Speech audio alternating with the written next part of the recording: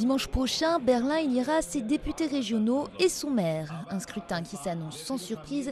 Les sondages donnent en effet 32% des voix à Klaus Wowereit, le maire sortant du Parti social-démocrate allemand. Débonnaire, sympathique et très populaire, c'est lui qui a qualifié en 2003 la capitale allemande de pauvre mais sexy. Depuis 2002, il gouverne la ville en coalition avec le parti de gauche Die Linke, étend également la main aux écologistes. J'ai très bien travaillé avec Die Linke ces 10 dernières années. C'était une collaboration fructueuse. Je ne vois pas de raison de changer cela. Et naturellement, je m'imagine aussi très bien travailler avec les Verts. Les écologistes, justement, sont un peu moins bien lotis. Après Fukushima et leur victoire historique dans la riche région du Bade-Wurtemberg, ils s'étaient mis à rêver du fauteuil de maire.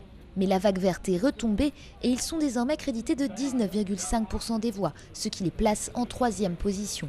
Leur candidate Renate Künast, ancienne ministre de l'Agriculture sous Gerhard Schröder, refuse de s'avouer vaincue.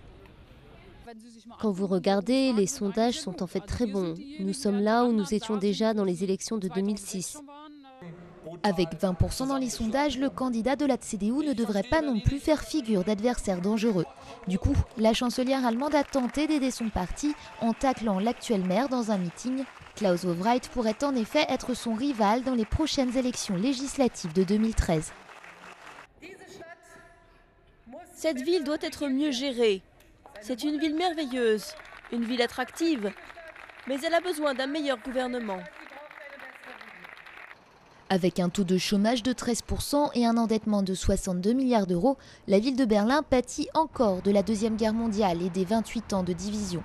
Elle reste l'une des villes les plus pauvres d'Allemagne, malgré un boom touristique sans précédent et son image de capitale branchée.